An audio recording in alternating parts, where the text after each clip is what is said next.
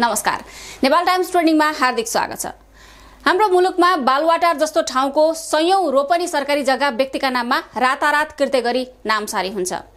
तुरुन्तको तुरुन्तै मन्त्रालयहरू फुटाइन्छ। मन्त्री सरकारी उच्च अधिकारीहरूलाई गाडी किन्न चेक काटिन्छ। भ्यू टावर, मन्त्री क्वार्टर, संसद भत्ता, नेताको भ्रमण, अर्थतन्त्र जतिसुकै ओह्रालो लागे पनि टाँटै पल्टिन लागेका रिपोर्टहरू सार्वजनिक भइरहँदा पनि कहिल्यै रोकिन्न। हालसालैको दृष्टान्तहरू हेर्ने हो भने कोभिडका बेला अर्थतन्त्र जर्जर भइरहँदा अनि जनता मात्र 1 सिलिन्डर अक्सिजन नपाएर छटपटाइरहेका बेला संघदेखि प्रदेशका मन्त्री, मुख्यमन्त्रीहरू भटाभट करोडौंको गाडी खरिदमा लागिरहेका थिए।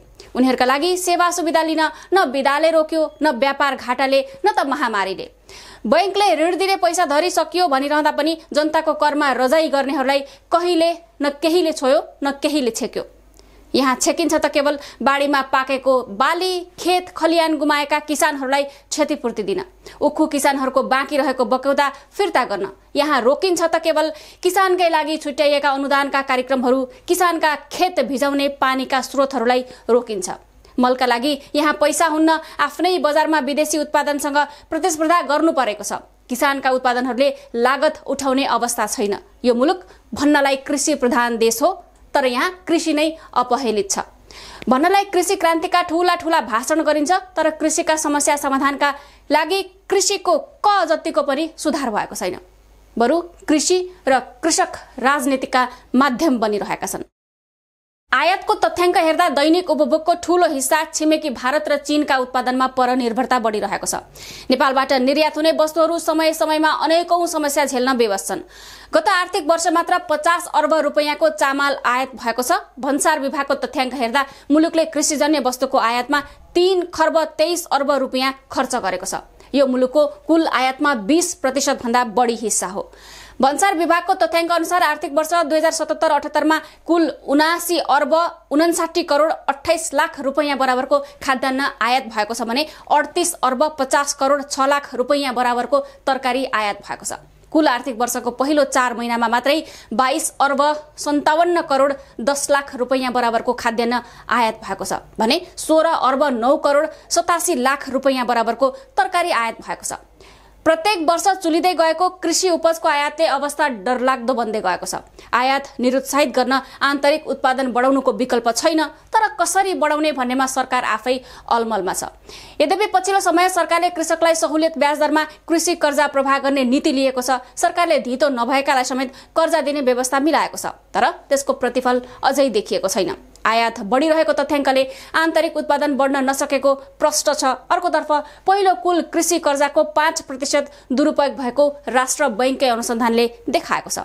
अनुदान दुरुपयोग गर्नेमा शासन सत्तासँग पहुँच भएकाहरू व्यक्तिहरू नै छन्। यो मुलुकमा 1 बोरा बढी मल किसानले लिए शान्ति सुव्यवस्था नै खलबलिन्छ, तर कागज र पहुँच मिलाएर अर्बौंको घोटाला गर्दा पातसम्म हल्लिँदैन। उद्योगपति ठेकेदारहरू समानुपातिक कोटामा पर्छन्। किसान, मजदुर, कामदारको बक्यौता नतिर्नेहरू नै नीति बनाउने हैसियत राख्छन्। यता जसका लागि समानुपातिकको व्यवस्था गरिएको छ त्यो वर्ग भने सधैँ पिछडियै छ। मालिकहरू राजनैतिक दल तथा सरकारका दाहिने हात भइरहँदा त्यो वर्ग भने दासत्व सरहको जीवन गुजारिरहेको छ। वर्षौंदेखि ऋणमाथि ऋण बोकिरहँदा पनि बक्यौता रकमका लागि रोइरहेका उखु किसान आज पनि उचित मूल्यका लागि सङ्घर्षमै छन्। बक्यौता रकम अझै उठाउन नसकेका किसानलाई नयाँ मूल्य तोकेर उखुको उचित मूल्य दिनुको साटो सरकार पुरानै मूल्यमा उखु बिक्री गर्न विवश बनाएर कृषकको घाउमा नुनचुक छर्किरहेको छ। सरकारले समयमै उखुको न्यूनतम समर्थन मूल्य नतोक्दा किसानले चिनी उद्योगलाई उधारोमा उखु बिक्री गर्नु परेको छ। मंसिर अन्तिमदेखि पुस पहिलो सातासम्म सरकारले उखुको न्यूनतम समर्थन मूल्य तोक्नुपर्ने भए पनि सरकारले आइतबारसम्म तय गर्न सकेको छैन। उता खेतमा उखु तयार भएर केही दिनमा नकाट्ने हो भने फुल्ने डरले किसानले मूल्य बिनै उद्योगलाई उखु बिक्री गर्न बाध्य छन्। उखु किसानले न व्यापारीसँग पेस्की खोजेका छन्, न सरकारसँग अतिरिक्त अनुदान मागेका हुन्। उखु बेचेको रकम समयमै भुक्तानी होस् भन्ने उनीहरूको माग हो। उखुको समर्थन मूल्य समयमै निर्धारण गरियोस् भन्दै सरकार पुकारछन्। उखु किसान वर्षेनी काठमाडौँ पुग्छन्। सुन्दा पनि अनौठो लाग्ने कृषि प्रधान देशमा नगदे बाली मध्येको एक उखु उत्पादन गरी बेचेकै पैसा कमाउन पनि किसान निरन्तर आन्दोलित हुनु परेको छ। तर समस्या जस्ताको त्यस्तै छ। स्वदेशका उखु किसानलाई रकम भुक्तानीका लागि झुलाउने चिनी मिल सञ्चालकहरू भने भारतीय किसानबाट अवैध रूपमा उखु किनेर हाक्का हाकी भित्राइरहेका छन्। प्रशासनका कर्मचारी समेतको मिलोमतमा भारतबाट दैनिक हजारौं क्विन्टल उखु नेपालतर्फ तस्करी भइरहेको पाइएको छ। यो मुलुकमा बाली उब्जाउनेहरू हरेक दिन ओइलाइरहेका छन्, तस्कर बिचौलियाहरू लहलह मौलाइरहेका छन्। कृषि प्रधान देशमा सरकारी नीति तथा कार्यक्रममा कृषिले नै प्राथमिकता पाउन सकेको छैन। राज्यबाटै हेपिएको छ कृषि र किसान। नीति र नियममा कृषि प्रधान भनिए पनि कार्यान्वयनमा शून्य बराबर छ। न राज्य न समाज कृषि र कृषकलाई हेर्ने दृष्टिकोण अझै पूर्ण बदलिन सकेको छैन। किसानको खेत बजारमा मात्रै होइन, कृषि सम्बन्धी नीति कार्यक्रममा पनि बिचौलिया नै हावी भएका छन्। कृषकको मुखमा पुग्नुपर्ने योजना र कार्यक्रम बिचौलियाको मुखमा पर्दछन्। राज्यले दिने अनुदानमा वास्तविक किसान भन्दा पनि तरमाराहरू हावी हुँदै गएका छन्।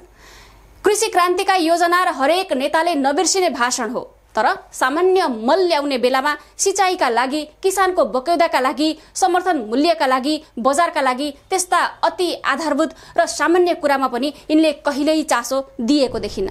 यहाँसम्म कि किसानहरूले महिनौसम्म चिसोमा कठङ्ग्रिएर आन्दोलन गर्दा पनि झुट्टा आश्वासन बाहेक किसान र कृषि कहिल्यै प्राथमिकतामा परेन। 2.5 महिना अघि परेको बेमौसमी वर्षाले कैयौं किसानहरूको वर्षभरि खाने अन्नसँगै खुसी बगायो। जति बेला मुलुकभर 1,11,609 हेक्टर धान बालीमा क्षति पुग्दा किसानहरूले 4,24,113 टन धान गुमाएका थिए, जसबाट करिब 11 अर्ब 87 करोड 51 लाख रुपैयाँ नोक्सान भएको थियो। स्वयं प्रधानमन्त्री र सरकारका अन्य मन्त्री अधिकारीहरूले उक्त नोक्सानीको अवलोकन पनि गरे, निश्चित मात्रामा राहत दिने घोषणा पनि गरेको थियो। तर विडम्बना, सरकारको उक्त घोषणा यति लामो समयसम्म घोषणामा मात्रै सीमित छ। डुबानमा परेको खेतीबाली हेर्दै धरधरी रोएका किसानका बिलौना आलै छन्। यस्तोमा किसानहरू कुन अवस्थाबाट गुज्रिरहेका छन् र सरकारले घोषणा गरेको राहत रकम अहिलेसम्म उपलब्ध नगराउँदा अझ त्यसका निम्ति पहलसम्म नथाल्दा उनीहरूको मनोदशा कस्तो होला? यस्तो परिस्थितिमा निमुखा किसानहरूले आफूहरूका निम्ति राज्य र सरकारको उपस्थिति रहेको महसुस गर्लान् कि नगर्लान्, कि सरकार तिरो बुझाउनु पर्ने अड्डामा मात्रै भेटिने रहेछ भन्ने ठान्लान्? के मुलुकमा सरकार भनेको बिचौलियाको, मालिकको, तरमाराहरूको मात्रै हो त? होइन भने सरकार बाढीले डुबेको खेतमा, किसानहरूको आन्दोलनमा, मलको हाहाकारमा, किसानहरूका लागि बजारमा किन भेटिँदैन? सत्ता र कुर्सीका लागि लड्ने दलहरू किसानका समस्या समाधानका लागि किन लड्दैनन्?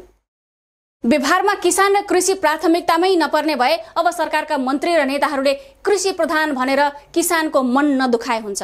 बरु त्यसको सट्टा नेता प्रधान, बिचौलिया प्रधान भन्यो भने किसानलाई खासै आशा हुने थिएन। होइन भने नाम अनुसारको काम र प्राथमिकता हुनै पर्छ।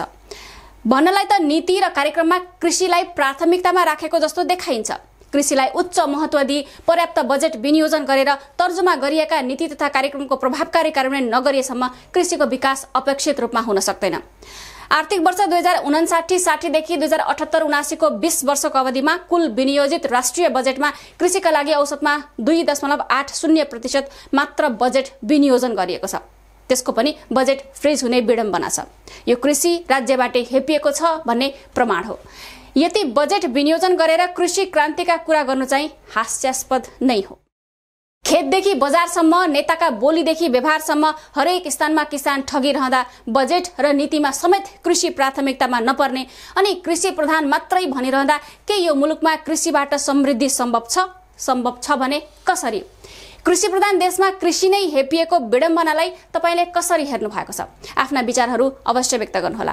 ताजा खबरका लागि नेपाल टाइम्सको अनलाइन पोर्टल www.nepaltimes.net मा गएर हेर्न सक्नुहुनेछ। यसैगरी हाम्रो युट्युब च्यानल र फेसबुक पेज पनि अवश्य भिजिट गर्नुहोला। तपाईले गर्नुभएको लाइक, कमेन्ट, शेयर र सब्स्क्राइबका लागि धेरै धन्यवाद। नेपाल टाइम्स हेर्दै गर्नुहोला। नमस्कार।